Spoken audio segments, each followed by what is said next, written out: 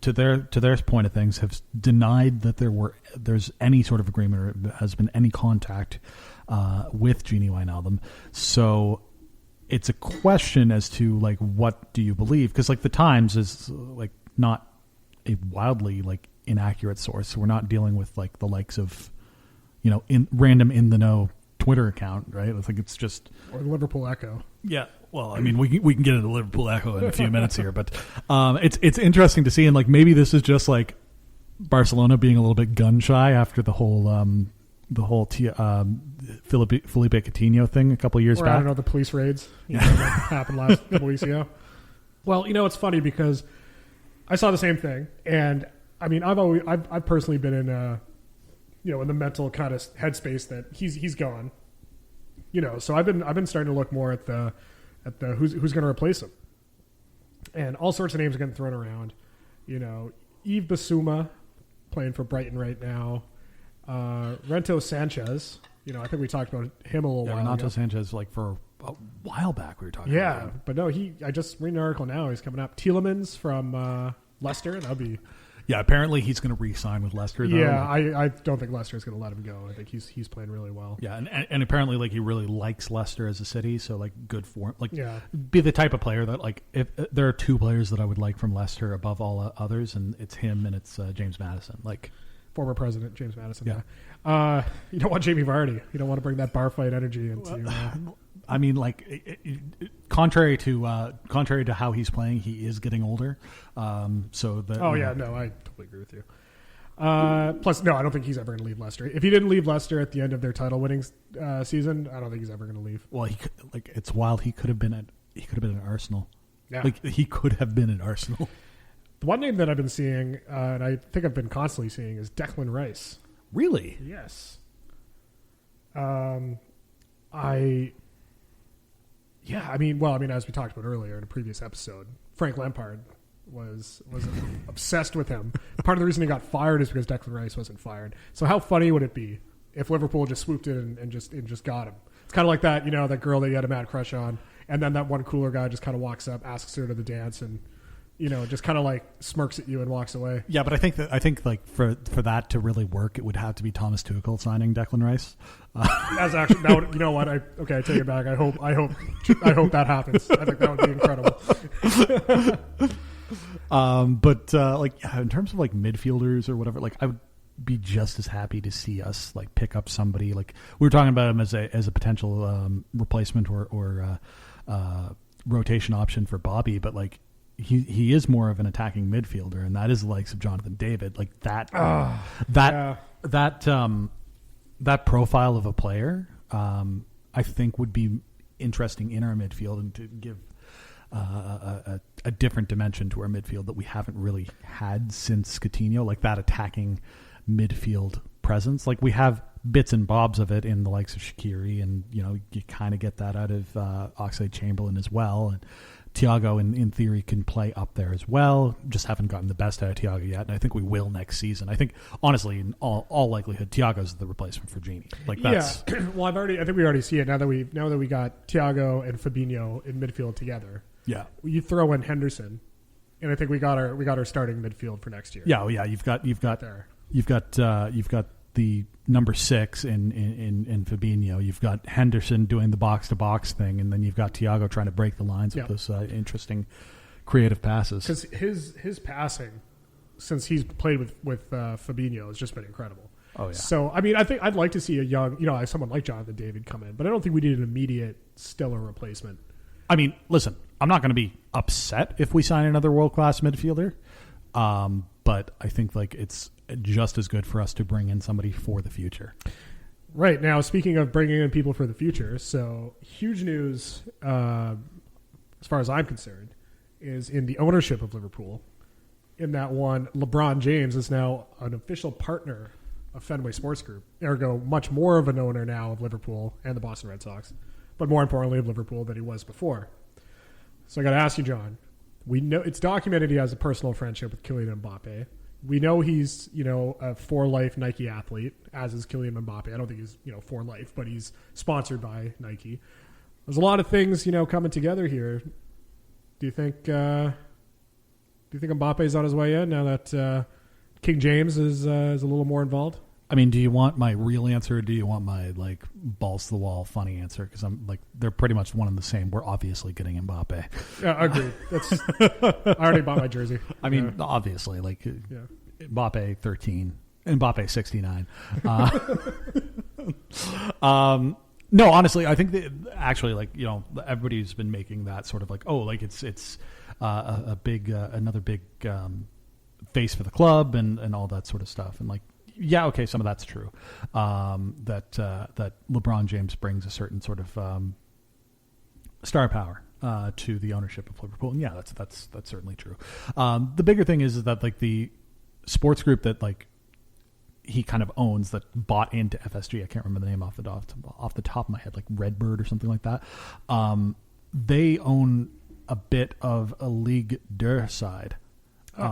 So it's just interesting that like it's like there's a little sort of like edging into the market of like almost kind of like how the Citigroup is operating of just like multiple different footballing properties for FSG could mean that there's a bit of a, you know, you look at like why is RB Leipzig having the success that they're having in Germany? Because there's an RB everything. Yeah, exactly. Yeah. Like they're able to have an immediate like draw from like the U.S. and Red Bull New York from Salzburg. From Salzburg, exactly. Austria, so it's an interesting sort of having those sort of affiliate clubs, something that Liverpool hasn't necessarily had, and it's I think an option that's interesting to me because we're never going to be the team that has the petrol dollars. We're never going to be the team that has a sheik as an owner. But if we can have that sort of like modern sports conglomerate type of ownership model that like with Liverpool as like Liverpool has the largest audience, has the largest the deepest history, you know, unless this FSG led conglomerate were to buy like Barcelona or whatever. But I was going to say, I mean, you know, I'll say Liverpool certainly have a lot of history, but I mean, you know, you still got teams like Real Madrid. You know, yeah, I just mean in terms of like the teams that an FSG is going to buy. Yeah. Like Liverpool is going to always be, in terms of their footballing output, is always going to be their crown jewel. So if they're able to sort of funnel players and invest in their footballing operations, it only means good things for Liverpool. Now, does that necessarily mean that we're going to go out and buy like a Kylian Mbappe level talent? Not necessarily, but like I think longer term in terms of like being a smart investment, and that's what we want is like smart investments and sustained possibility for success. I think that this is a really good thing for Liverpool. Yeah, no, I'm certainly excited. I think LeBron James, as an athlete, obviously he's phenomenal, but I think now as he's entering kind of the end of his career, I think he's starting to become more of a business mogul more than anything. So I think it can only be good news for us. And obviously athletes all around the world, regardless of sport, are going to look up to him, and who wouldn't want the opportunity just to get in an organization that he's involved in. Hopefully that means, you know, we get some star talent down the road. Maybe he can convince Nike to make better kits. Yeah, the kit rumor for next year is leaves a bit to be desired, in my personal opinion. Leave that alone, man. Like leave that alone. Like the ugly ass like fourth Nike Air kit that they just released. Like, oh my god, it's bad. That thing's. I don't know. Have you seen Spurs' kit? Nike's kit? Like they have like the old like the forest green one.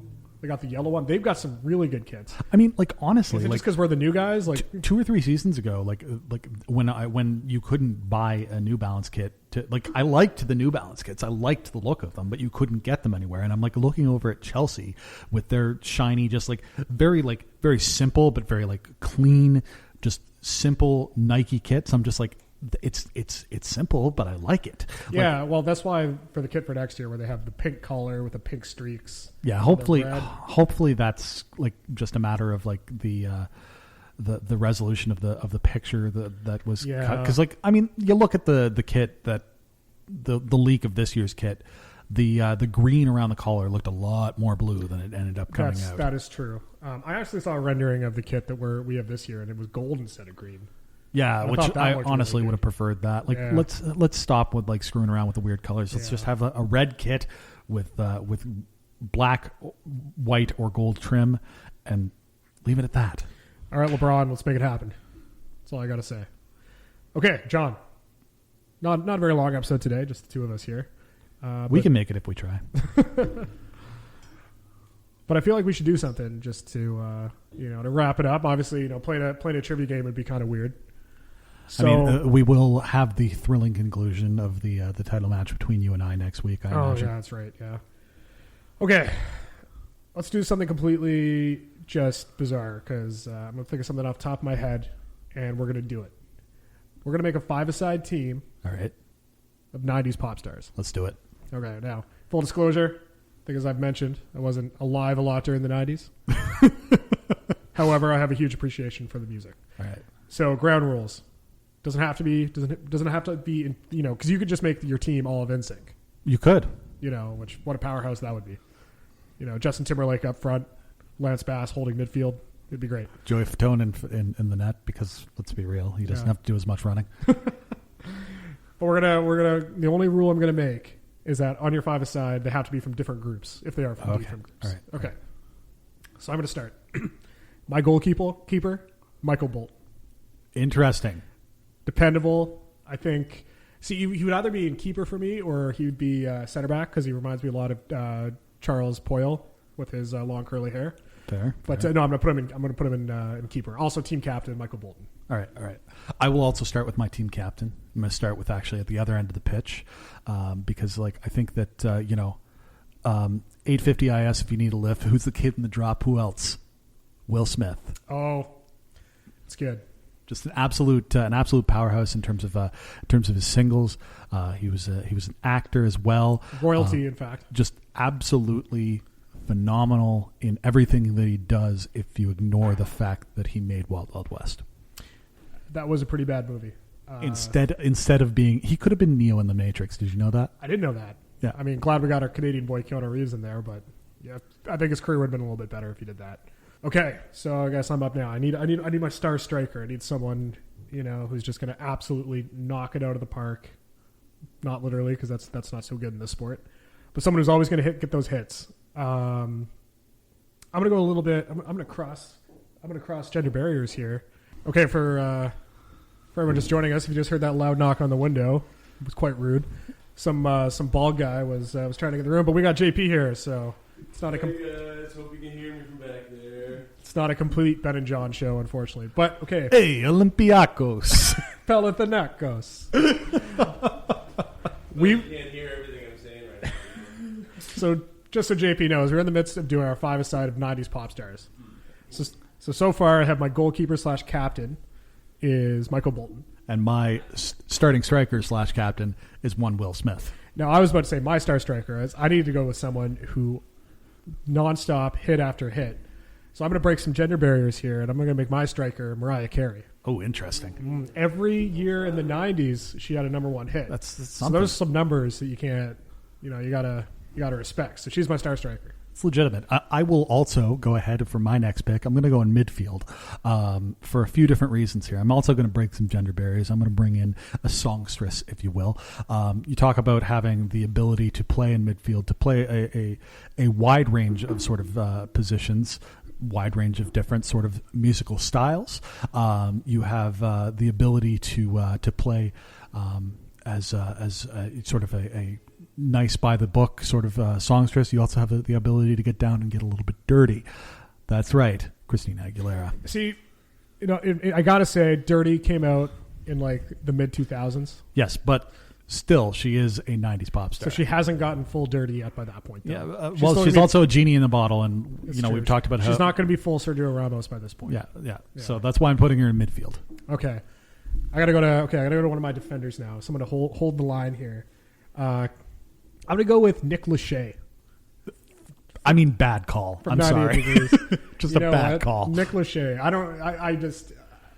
You know what? There's something about him that seems dependable. I mean, I don't know if Jessica Simpson would feel the same way about that, but yeah, I don't know. Throw Nick in the back there. He won't be my main center back, but just like no real security there. Wasn't able to lock it down with Jessica Simpson. I think that's where you. They had a good reality show though. Yeah, it is true. Chicken of the Sea.